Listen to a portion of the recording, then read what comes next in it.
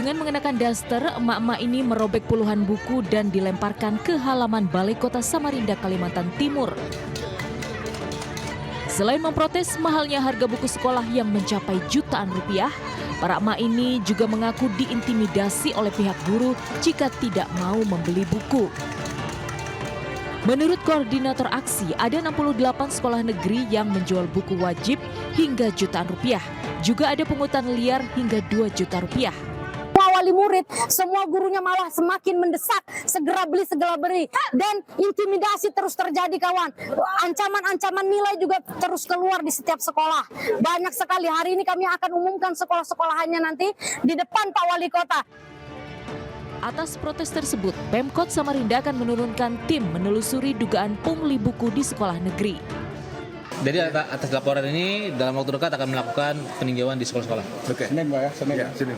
Ya, saya kira akan bisa sampai ke sana. Ya, sanksi terberat tentu di dalam prosedur kepegawaian kita tentu ada aturannya ya. Pekan lalu, protes harga buku mahal juga digelar para emak-emak di depan kantor Gubernur Kalimantan Timur. Dari Samarinda, Kalimantan Timur, Ardi Bria, iNews melaporkan. Pemirsa, bahan peledak berdaya ledak tinggi ditemukan di rumah terduga teroris di Kota Batu, Jawa Timur. Bahan peledak ini ternyata akan digunakan pelaku untuk meledakkan 2 tempat ibadah. 1 dari 3 terduga teroris yang masih berstatus pelajar ditetapkan sebagai tersangka.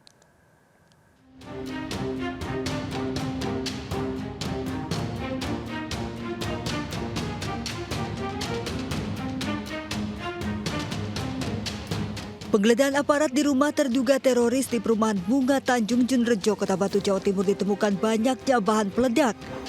5 jerigen aseton, 30 kg hidrogen peroksida, ketapel, jarum suntik, serta casing bom. Diduga bahan-bahan peledak ini akan dirangkai menjadi bom dan akan digunakan untuk meledakkan 2 rumah ibadah dalam waktu dekat. Rekan-rekan juga sudah membaca di beberapa media, memang TO mereka ada 2 tempat ibadah ya.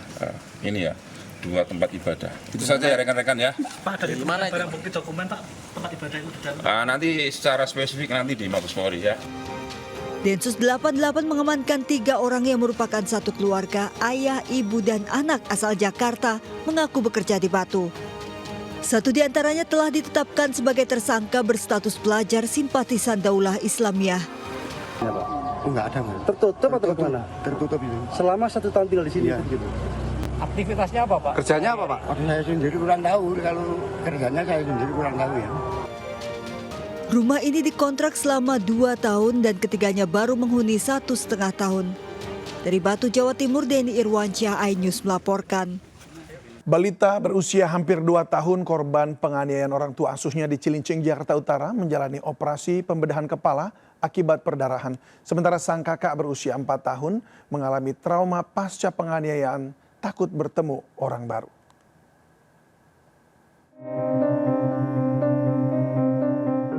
Balita FW kritis cedera kepala berat, mengalami pendarahan di kepala membuat kondisinya menurun akibat penganiayaan yang dialaminya.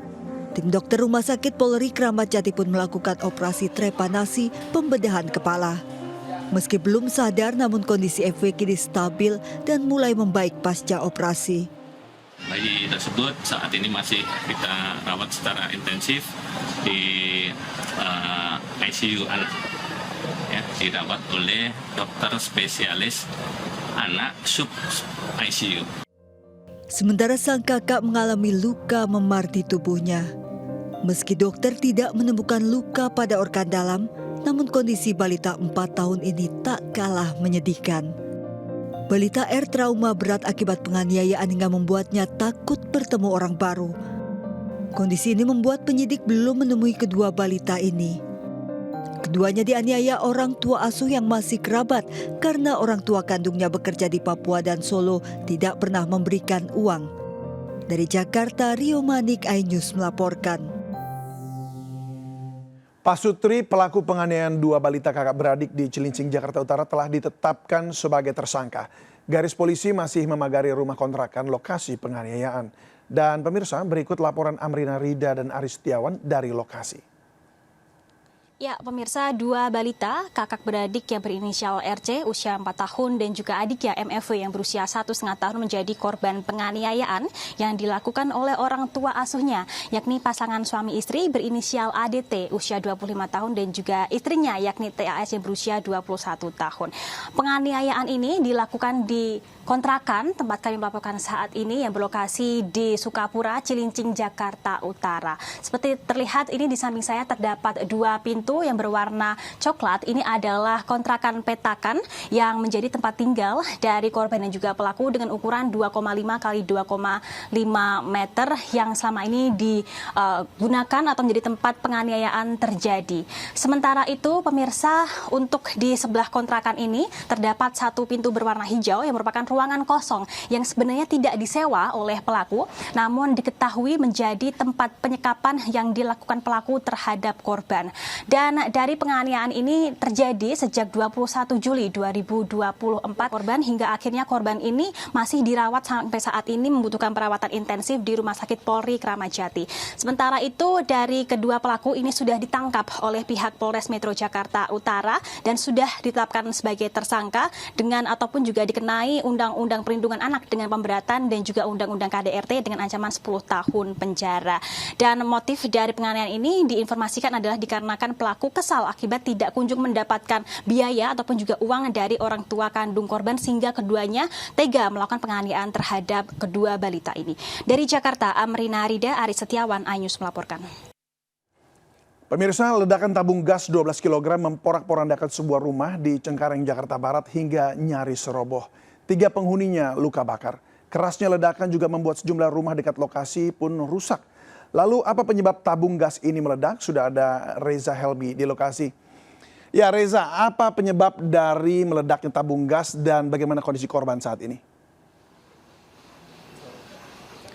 Baik David, selamat siang. Kalau ditanya apa yang menjadi penyebabnya, memang ini masih penyelidikan polisi. Tapi diduga adalah antara bocornya regulator maupun selang. Tapi sebelum kita membahas itu lebih lanjut, saya akan coba menggambarkan bagaimana dahsyatnya ledakan yang terjadi kemarin. David bisa lihat dan juga pemirsa bahwa sekitaran rumah, ini plafonnya rumah banyak yang sekali rusak.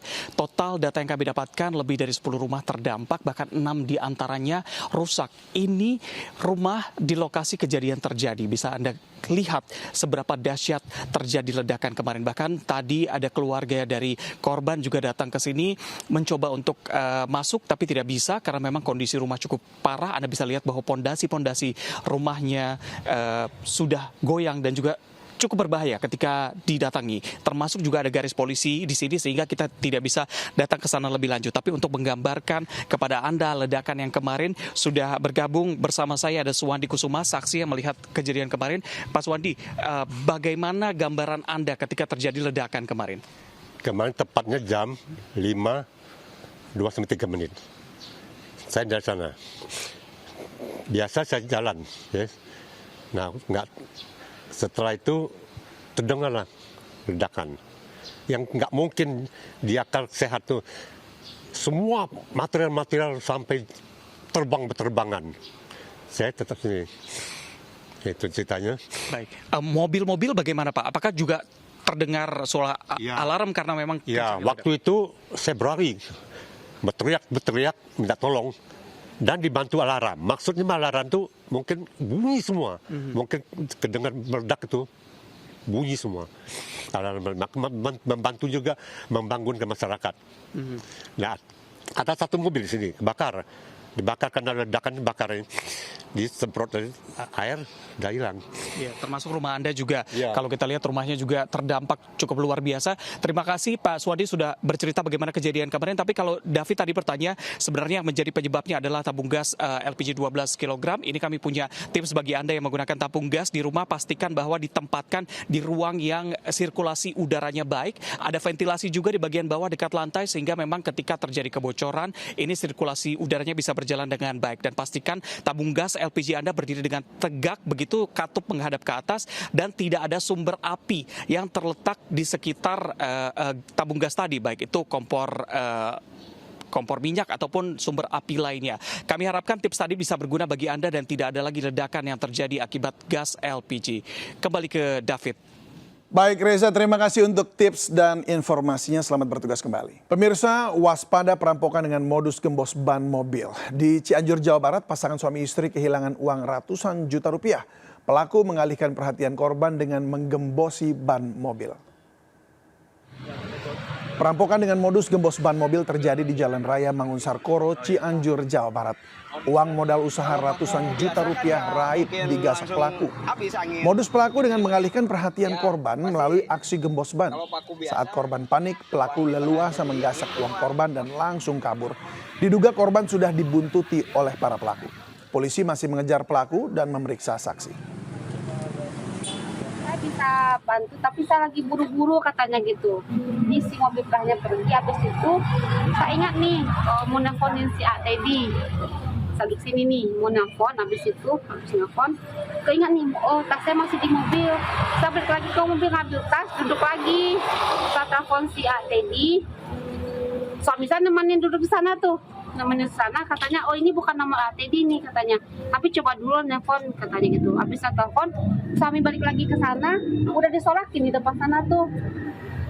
Uangnya diambil. 12 WNA asal Nigeria ditangkap petugas imigrasi di Lampung Timur, Lampung. Diduga para WNA ini merupakan sindikat tindakan love scamming atau penipuan bermodus asmara. Petugas menangkap 12 WNA asal Nigeria di sebuah ruko di Desa Karyatani, Lampung Timur, Lampung. Belasan orang ini diamankan berdasarkan laporan warga yang curiga adanya aktivitas WNA di lingkungan mereka dengan modus usaha tambak udang. Hasil pemeriksaan petugas imigrasi dari 12 WNA, 9 diantaranya telah melebihi batas izin tinggal di wilayah Indonesia atau izin tinggalnya telah berakhir. Selain itu juga didapati para WNA ini merupakan sindikat love scamming, di mana korbannya kebanyakan berasal dari negara tetangga seperti Thailand. Saat ini petugas imigrasi telah menyita sejumlah barang bukti seperti laptop, handphone, dan paspor para WNA.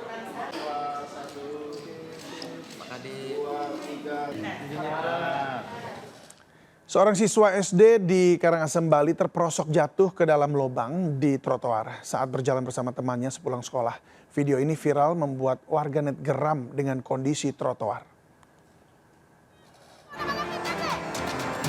Warga berteriak saat seorang siswa SD tiba-tiba terperosok jatuh ke dalam lubang di trotoar yang dilewatinya, terekam video amatir warga. Korban merupakan siswa SD Negeri 1 Subagan sebelumnya pulang sekolah berjalan bersama dengan teman-temannya di Jalan Ahmad Yani, Subagan, Karangasem, Bali. Video ini pun viral di media sosial membuat warganet geram dengan kondisi trotoar. Kejadian warga terperosok dalam lubang trotoar bukan baru kali ini terjadi dan sudah sering dikeluhkan warga. Jadi kami tugaskan Dinas PU untuk memantau ketika ada yang berlubang agar dikasih rambu-rambu bahwa trotoar ini berlubang sehingga masyarakat tidak terjebak di lubang tersebut. Pemkab Karangasem menegaskan jalan tersebut merupakan jalan provinsi sehingga wewenang perbaikannya ada di pemerintah provinsi. Dari Karangasem, Bali, Yunda Ariesta, iNews melaporkan. Kasus kekerasan anak di sebuah daycare dan dilakukan oleh pemilik yayasan sekaligus influencer parenting memicu kemarahan publik. Apa tanggapan para ibu atas keberadaan daycare? Berikut Rakyat Bicara.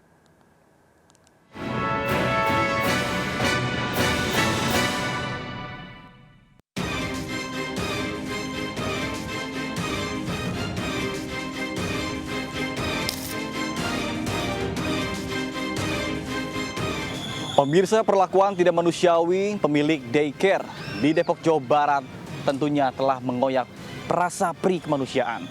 Balita yang seharusnya mendapatkan kasih sayang justru malah dianiaya. Penganiayaan dua balita di sebuah tempat penitipan anak atau daycare Wensen School di kawasan Cimanggis, Kota Depok menyayat nurani publik. Terlebih pelaku Meita Irianti ternyata merupakan influencer parenting yang kerap memberikan edukasi tentang pengasuhan anak. Jauh perkataan dari tindakan, Meita Irianti justru menjadi tersangka penganiayaan dua balita di daycare miliknya. Satu korban balita MK berusia 2 tahun dan satu lainnya bayi usia 9 bulan yang bahkan mengalami dislokasi kaki akibat penganiayaan. Polisi menduga masih banyak anak lain yang menjadi korban kekerasan, namun belum terungkap. Atas fakta tersebut, publik terutama para ibu mengaku marah dan akan lebih waspada memilih daycare yang baik. Melihat itu tuh langsung kesel sih sebenarnya, karena apalagi kan aku udah punya anak, jadi ngerasain banget anak jatuh aja nggak kenapa-kenapa kita sedih gitu, apalagi itu kita tahu orangnya sendiri yang ngelukain anak kita gitu kan, ya pastinya emosi banget. Aku sampai repost terus bikin caption ngata-ngatain gitu, terus aku broadcast ke ibu-ibu, pokoknya semua harus tahu, pokoknya semua harus aware gitu kalau kita tuh mesti hati-hati banget. Waktu itu juga waktu anak saya umur 1 tahunan, saya juga pernah masukin daycare sih ya. Kebetulan kalau saya cari tahu dulu gimana itu daycare-nya. Udah berapa tahun berdiri, bagaimana pokoknya saya cari tahu dulu mengenai daycare, ada CCTV enggak, bagaimana dengan orangnya dan punyanya siapa, lulusan mana gitu. Jadi lebih hati-hati sih. Kalau kasus ini menimpa anak ibu amit-amit, apa yang bakal ibu lakukan? Wah, habis kalau saya bikin sih. Udah nggak tahu lagi ya. Pasti di jalur hukum udah pasti. Dan saya gampar-gamparin dulu sih orangnya. Kalau saya sih belum pernah naruh anak daycare ya. Karena emang murni semua ngurus sendiri. Cuman emang harus benar-benar diperhatikan sih kalau kita masukkan daycare. Apakah itu pemiliknya background-nya apa, terus tenaga pelatih, tenaga penjaga anak-anaknya juga harus jelas gitu kan. Harus ada sertifikat, terus dilarang asal buka ya. Jadi harus jelas, harus benar-benar lisensinya lah ya. Lisensi.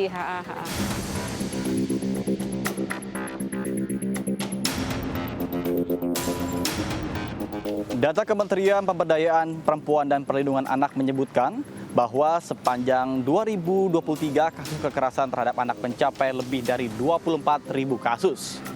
Sementara kekerasan seksual mendominasi, yang mana mencapai lebih dari 10.000 kasus. Disusul dengan kekerasan psikologis dan juga kekerasan fisik yang masing-masing di atas 4.000 kasus.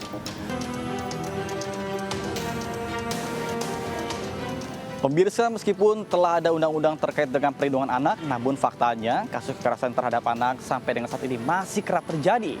Semoga kedepannya kasus serupa tidak kembali terulang demi masa depan anak Indonesia yang lebih cerah. Demikian Rakyat Bicara bersama saya Nata Arman dan juru kamera Dipo Andi Muharom. Sampai jumpa di Rakyat Bicara selanjutnya. Wakil Presiden terpilih Gibran Rakabuming Raka memantau langsung uji coba makan bergizi gratis di SD Negeri Klampis Ngasem 3, Surabaya, Jawa Timur. Surabaya disebut sebagai kota dengan uji coba program makan siang gratis terbaik dan akan menjadi bagian bagi wilayah lain di Indonesia.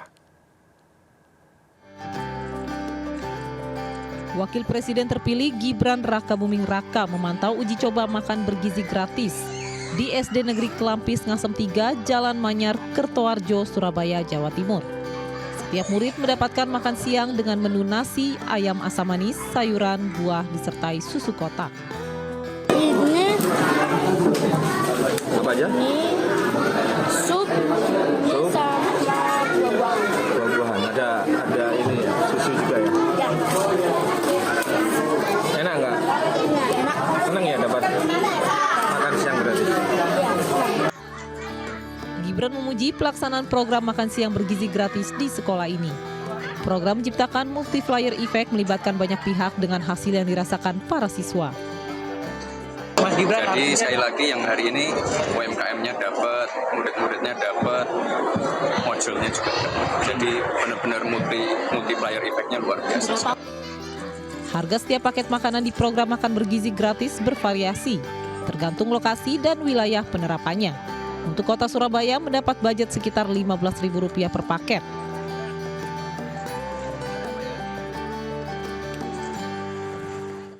Pengusaha jalan tol Yusuf Hamka alias Babah Alun mengaku siap dipasangkan dengan Anies Baswedan maju di Pilkada 2024. Namun Babah Alun masih menunggu keputusan partai terkait posisinya.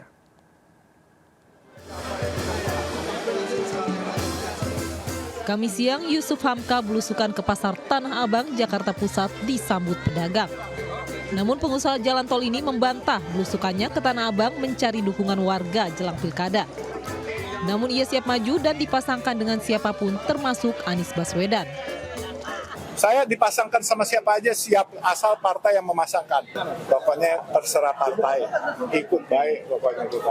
Kayak kunci Inggris, mau baut 8 inch, 5 inch, 2 inch, bisa pokoknya sampai situ.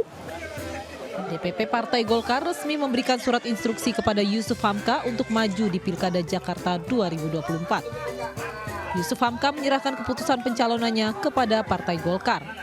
Dari Jakarta, Rani Sanjaya, iNews melaporkan.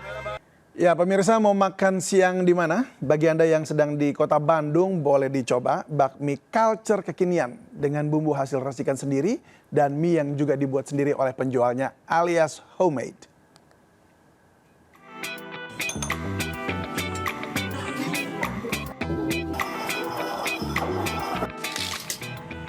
Anda yang suka menyusuri kota Bandung dan mencoba kuliner khas kota ini, bisa mencoba bakmi kekinian di kawasan Pasar Besi Kebon Sirih. Di sini, Anda bisa mencicipi pilihan mie lebar atau mie original yang diberi topping ayam bumbu taichan yang gurih rasa bawang, topping daging brisket panggang atau topping bakso ikan.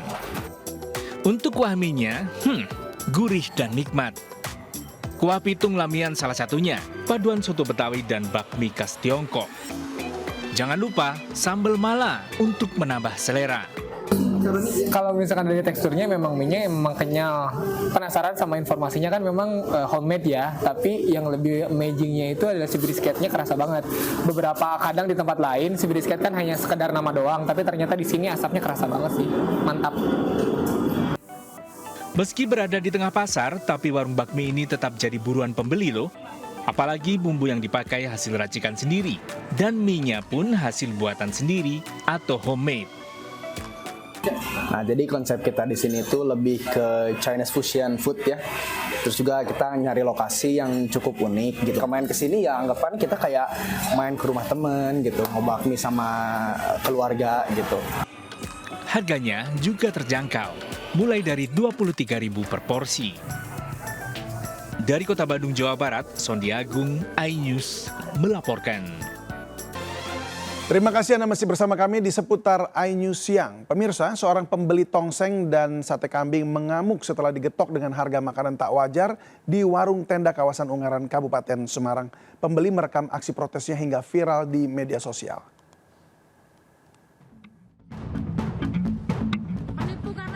Tak terima digetok harga makanan tidak wajar. Seorang pembeli sate kambing di lapak kaki 5 alun-alun Lama Ungaran, Kabupaten Semarang protes keras dan merekam aksinya. Lain kali lebih hati-hati, jangan pernah makan di sini.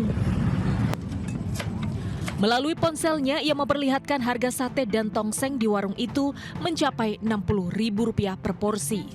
Ia kesal dan tidak terima lantaran harga tak masuk akal itu hanya dikenakan kepadanya yang datang dengan plat kendaraan luar kota.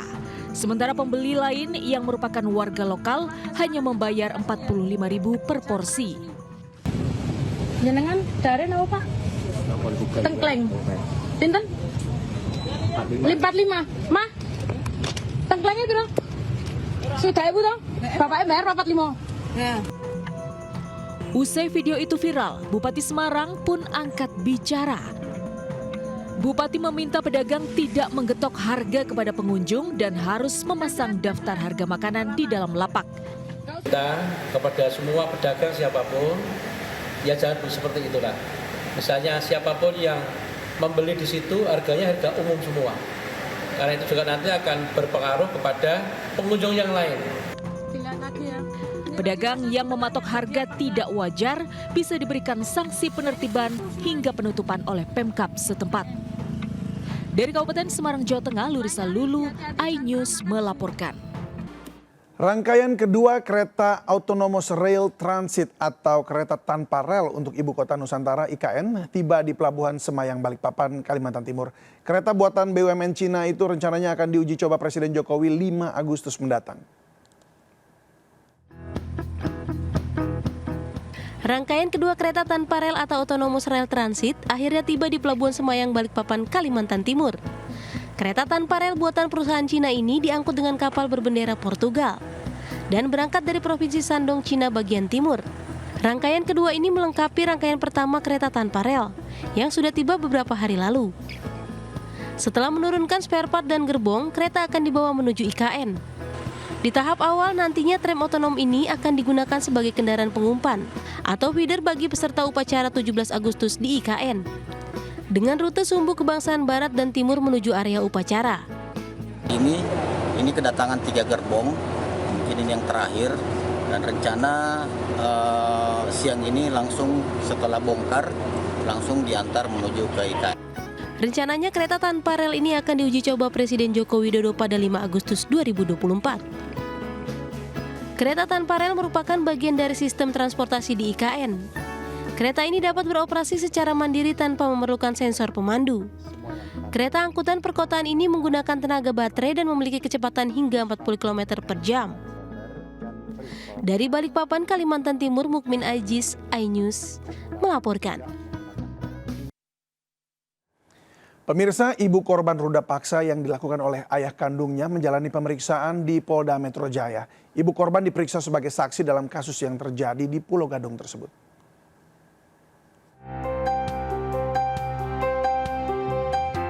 Kasus ruda paksa anak berinisial VL oleh ayah kandungnya berinisial HS di Pulau Gadung, Jakarta Timur, kini memasuki tahap pemeriksaan para saksi. RPA Perindo memberikan pendampingan kepada ibu korban yang menjalani pemeriksaan sebagai saksi di unit PPA di Treskrim Polda Metro Jaya. Kami melihat bahwa kasus ini sudah terlalu lama sekali, sehingga kami ingin tahu sejauh mana pendampingan RPA ini yang kami lakukan, tahapan seperti apa. Akan tetapi dari kasus ini kami melihat bahwa belum menemukan bukti yang konkret terhadap apa yang diperlukan oleh unit PPA Polda. Setelah melakukan pemeriksaan saksi pada ibu korban, penyidik Polda Metro Jaya juga akan memeriksa nenek korban dan juga bidan serta mantan pasangan korban. Dari Jakarta, Anggita Maura, Rizky Yulianto, iNews melaporkan.